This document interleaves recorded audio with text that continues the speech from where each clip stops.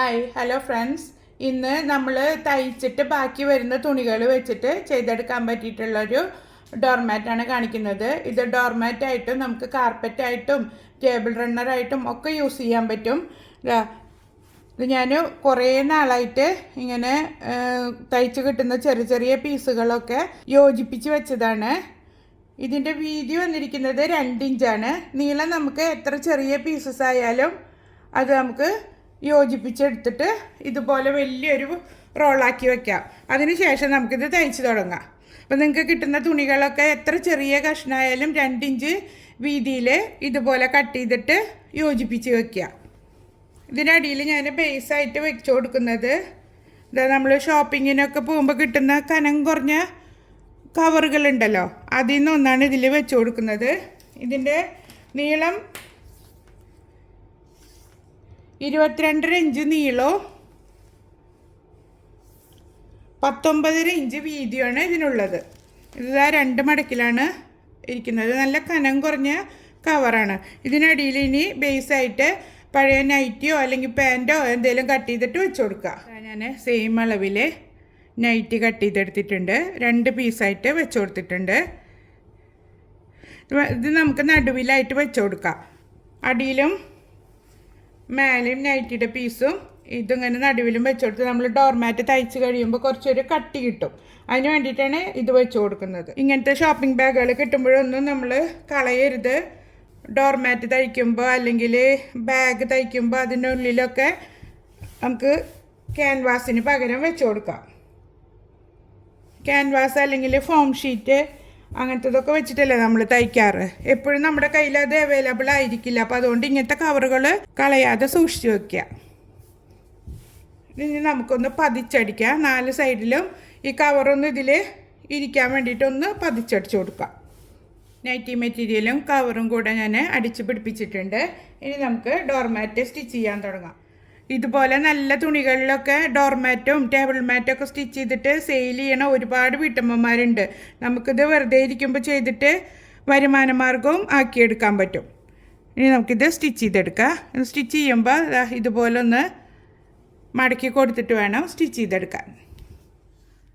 നമ്മളിങ്ങനെയുള്ള ഡോർമാറ്റുകളൊക്കെ stitch ചെയ്തെടുക്കുമ്പോൾ അടിയിലെ നൂല് എപ്പോഴും ഒരേ കളർ തന്നെ യൂസ് ചെയ്യാൻ ശ്രമിക്കുക.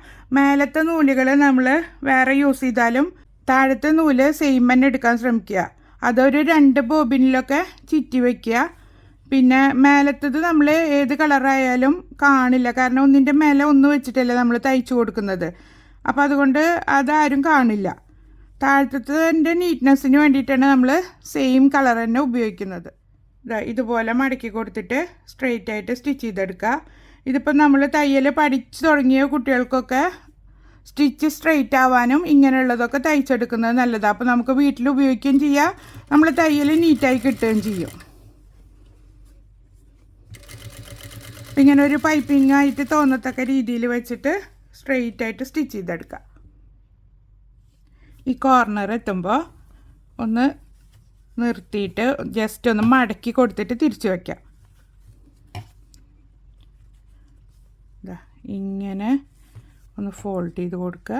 എന്നിട്ട് ജസ്റ്റ് ഇതിങ്ങനെ തിരിച്ച് വെച്ചാൽ മതി. കണ്ടില്ലേ? അതല്ലെങ്കിൽ നിങ്ങൾക്ക് ഇങ്ങനെ തിരിച്ചെടുത്തിട്ട് തയ്ക്കണമെങ്കിൽ അങ്ങനെയും തയ്ക്കാം കേട്ടോ. അതിപ്പോൾ ഇവിടെ കൊണ്ടുവന്നിട്ട് കുത്തി നിർത്തിയിട്ട് അത് ഞാൻ അടുത്ത ലെയർ തുന്നുമ്പോൾ നോക്കാം. കാരണം ഇത് നമ്മൾ മേലെ കാണുന്ന ടൈപ്പല്ല. അപ്പോൾ അതുകൊണ്ട് അതൊരു നല്ല നീറ്റിൽ തന്നെ ചെയ്തെടുക്കുക.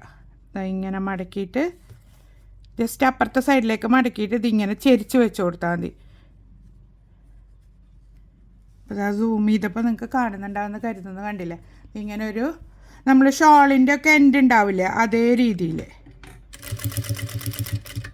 എന്നിട്ട് ഇതൊന്ന് ഇങ്ങോട്ട് തിരിച്ച് വെച്ചിട്ട് ഒന്ന് ലോക്ക് ചെയ്ത് തയ്ച്ച് കൊടുക്കുക. അപ്പോൾ കോർണറൊന്നും വിട്ടു പോരില്ല. നമ്മൾ വാഷ് ചെയ്യുമ്പോൾ അതല്ലെങ്കിൽ എല്ലാം പിന്നിപ്പോരും. ഇങ്ങനെ വെച്ചിട്ട് വീണ്ടും തയ്ച്ചെടുക്കുക. അതുപോലെ അപ്പുറത്തെ കോർണർ എത്തുമ്പോഴും ഇതുപോലെ തന്നെ മടക്കി വെച്ചിട്ട് തയ്ച്ച് കൊടുക്കുക. നമ്മൾ തുടങ്ങിയ ഭാഗം എത്തുമ്പോൾ ഇവിടെ വെച്ചിട്ട് കട്ട് ചെയ്ത് കൊടുക്കുക. എന്നിട്ട് ഈ കോർണർ ഇങ്ങനെ മടക്കി വെച്ചിട്ട് സ്റ്റിച്ച് ചെയ്തെടുക്കുക. തിരിച്ച് വെച്ച് നോക്കിയപ്പോൾ അതൊരു നീറ്റ്നെസ് കിട്ടുന്നില്ല. അതുകൊണ്ട് നമ്മൾ ഈ എൻഡ് ഭാഗം എത്തുമ്പോൾ കട്ട് ചെയ്തിട്ട് ഇവിടെ ഇങ്ങനെ മടക്കി കൊടുത്താൽ മതി. ഇങ്ങനെ വെച്ചിട്ട് ഇവിടെ ലോക്ക് ചെയ്ത് തയ്ച്ചെടുക്കുക.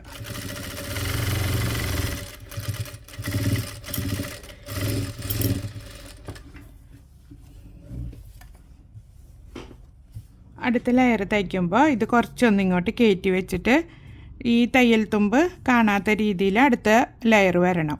അങ്ങനെ വെച്ചിട്ട് സ്റ്റിച്ച് ചെയ്തെടുക്കുക. പിന്നെ നമ്മൾ രണ്ടാമത്തെ ലെയർ തുടങ്ങുമ്പോൾ ഈ കോർണറിൽ നിന്ന് തുടങ്ങരുത്, കുറച്ചിങ്ങോട്ട് നീക്കി വെച്ചിട്ട് സ്റ്റിച്ച് ചെയ്തെടുക്കുക. അപ്പോൾ നമുക്ക് മടക്കി എടുക്കാൻ ഈസി ആയിരിക്കും. ഇതൊക്കെ ശ്രദ്ധിച്ച് ചെയ്താൽ അതിനൊരു നീറ്റ്നെസ് ഉണ്ടാവും, അത്രയേ ഉള്ളൂ. നമുക്ക് തന്നെ കാണുമ്പോൾ അതൊരു ഭംഗിയല്ലേ നമ്മൾ ചെയ്തെടുത്ത റൂമിൽ ഡെക്കറേറ്റ് ചെയ്തിടുമ്പോൾ. ഇതിപ്പോൾ ഇത്തിരി കൂടെ കട്ടി കൂടിയ തുണി അടിയിൽ വെച്ച് കൊടുത്തിട്ട് നമ്മൾക്ക് ഇപ്പോൾ കാലിൻ്റെ വേദനയൊക്കെ ഉള്ളവരുണ്ടാവില്ലേ, പാത്രം കഴുകാനൊക്കെ നിൽക്കുമ്പോൾ ഉപ്പിറ്റി വേദനയൊക്കെ ഉണ്ടാകുമ്പോൾ ഇപ്പോൾ ചെരുപ്പിടാനൊന്നും ഇഷ്ടമില്ലാത്തവർക്ക്, ചിലർക്ക് കിച്ചണിലൊന്നും ചെരുപ്പിട്ട് നടക്കാൻ ഇഷ്ടമുണ്ടാവില്ല, അങ്ങനത്തെവർക്ക് പാത്രം കഴുകുന്നിടത്തൊക്കെ അല്ലെങ്കിൽ കുക്ക് ചെയ്യുന്ന ഭാഗത്തൊക്കെ ഇതുമാതിരിയുള്ള വെട്ട് പീസുകൾ കൊണ്ടോ അല്ലെങ്കിൽ പഴയ ഡ്രസ്സുകൾ കൊണ്ടൊക്കെ സ്റ്റിച്ച് ചെയ്ത് വെച്ചാൽ നമുക്കത് നല്ല ഉപകാരപ്പെടും. കോർണറുകൾ എത്തുമ്പോൾ ആദ്യം ചെയ്ത പോലെ തന്നെ ഇങ്ങനെ ഒന്ന് മടക്കിയിട്ട് ഇങ്ങോട്ട് തിരിച്ച് വെച്ച് കൊടുത്താൽ മതി.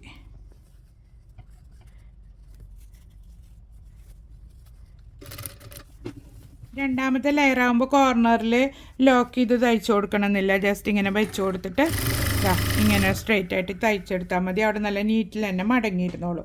ഇതേ രീതിയിൽ തന്നെ എല്ലാ ലെയറുകളും സ്റ്റിച്ച് ചെയ്തെടുക്കാം. ഇതാ ഇത്രയും സ്റ്റിച്ച് ചെയ്തെടുത്തിട്ടുണ്ട്. ഈ കോർണർ എത്തുമ്പോൾ ഇങ്ങനെ മടക്കി കൊടുത്തിട്ട് തിരിച്ച് തയ്ച്ചെടുത്താൽ മതി, കട്ട് ചെയ്യേണ്ട ആവശ്യമില്ല. നമുക്ക് നല്ല നീറ്റിൽ സ്റ്റിച്ച് ചെയ്തെടുക്കാൻ പറ്റും.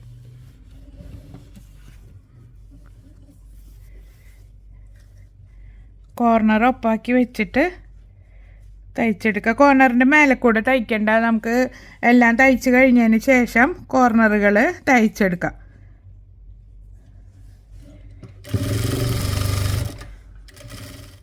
അപ്പോൾ ഇതാ സ്റ്റിച്ച് ചെയ്ത് കഴിഞ്ഞ് തുടങ്ങിയിട്ടുണ്ട്. ഈ ഭാഗം എത്തുമ്പോഴൊക്കെ കുറച്ച് ബുദ്ധിമുട്ടുണ്ടാവും തയ്ക്കാൻ, പതുക്കെ തയ്ച്ചെടുത്താൽ മതി, കാരണം സ്പേസ് കുറവല്ലേ ഉള്ളൂ.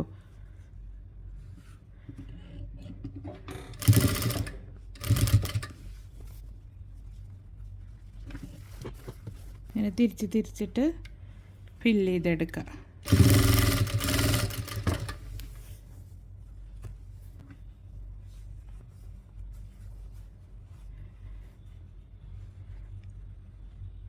ഇപ്പോൾ അഥവാ നിങ്ങൾക്ക് തയ്ക്കാൻ ബുദ്ധിമുട്ട് തോന്നുകയാണെങ്കിൽ ഇത് കട്ട് ചെയ്തിട്ട് നീളത്തിൽ ഇങ്ങനെ വെച്ച് കൊടുത്താൽ മതി. ഈ തയ്യൽ തുമ്പ് ഉള്ളിലാക്കിയിട്ട് നമുക്ക് കംപ്ലീറ്റ് ചെയ്തെടുക്കാം. അല്ലെങ്കിൽ ആ ഭാഗത്തെ നൂലിങ്ങനെ പിന്നി പോന്നുകൊണ്ടിരിക്കും. ഇപ്പുറത്തെ സൈഡിലത്തെ തയ്യൽ തുമ്പും കൂടിയിട്ട് ഇതിൻ്റെ ഉള്ളിലാക്കി വെച്ചിട്ട് കംപ്ലീറ്റ് ചെയ്യാം. ഈ എൻഡ് ഭാഗം വരുമ്പോൾ മാത്രമേ ഇത്തിരിയൊന്ന് ശ്രദ്ധിച്ച് ചെയ്യേണ്ടുള്ളൂ. ബാക്കിയുള്ളതൊക്കെ എളുപ്പമാണ് തയ്ച്ചെടുക്കാൻ. സ്ട്രെയിറ്റ് ആയിട്ട് ഇങ്ങനെ തയ്ച്ചെടുത്ത് പോരല്ലേ വേണ്ടുള്ളൂ. ഇതിവിടെ വെച്ചിട്ട് കട്ട് ചെയ്യാം. എന്നിട്ട് ആ ഭാഗം ഒന്ന് ഉള്ളിലേക്ക് മടക്കി വെച്ച് കൊടുക്കാം.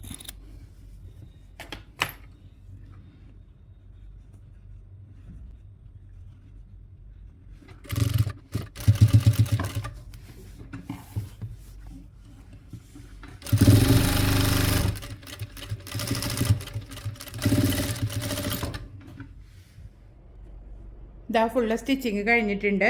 ഇനി നിങ്ങൾക്ക് ഇതിലെ വലിയ സൈസിൽ വേണമെന്നുണ്ടെങ്കിൽ നിങ്ങളുടെ ഇഷ്ടത്തിനനുസരിച്ചിട്ട് നീളവും വീതിയും ഒക്കെ കൂട്ടിയെടുക്കുക. ചെറിയ കഷ്ണം പോലും തുണി കളയാതെ സൂക്ഷിച്ച് വെച്ചിട്ട് ഇതുപോലെ യൂസ്ഫുൾ ആയിട്ടുള്ള ഒരുപാട് ഡോർമാറ്റുകൾ നമുക്ക് തയ്ച്ചെടുക്കുക. പിന്നെ ഇങ്ങനത്തെ സാധനങ്ങളൊന്നും ഇനി നമുക്ക് കാശ് കൊടുത്തിട്ട് പുറത്തുനിന്ന് മേടിക്കേണ്ടി വരില്ല. ഇതിന് ബാക്കി കിട്ടിയ തുണി കൊണ്ട് ഇതാ ഇതുപോലെ ഒരു ചെറിയ ടൈപ്പ് ഞാൻ തുന്നിയിട്ടുണ്ട്. ഇതിൻ്റെ ഷോർട്സ് ഞാൻ എടുത്തിട്ടുണ്ട്, അത് ഞാൻ വൈകാതെ പോസ്റ്റ് ചെയ്യാം. അപ്പോൾ ഇതെല്ലാവരും ട്രൈ ചെയ്ത് നോക്കുക. നിങ്ങൾക്ക് ഇഷ്ടപ്പെട്ടിട്ടുണ്ടാവും എന്ന് കരുതുന്നു. ഇഷ്ടപ്പെട്ടിട്ടുണ്ടെങ്കിൽ ലൈക്ക് ചെയ്യാനും സബ് ചെയ്യാനും മറക്കരുത്. ഇതുപോലുള്ള യൂസ്ഫുൾ വീഡിയോകൾ വേണമെന്നുണ്ടെങ്കിൽ ബെല്ലൈക്കൺ ഓണാക്കി വെക്കുക. അപ്പോൾ ഞാനിടുന്ന എല്ലാ വീഡിയോസിൻ്റെയും നോട്ടിഫിക്കേഷൻ നിങ്ങൾക്ക് ലഭിക്കും. അപ്പോൾ അടുത്ത വീഡിയോയുമായിട്ട് വീണ്ടും കാണാം. Thank you for watching.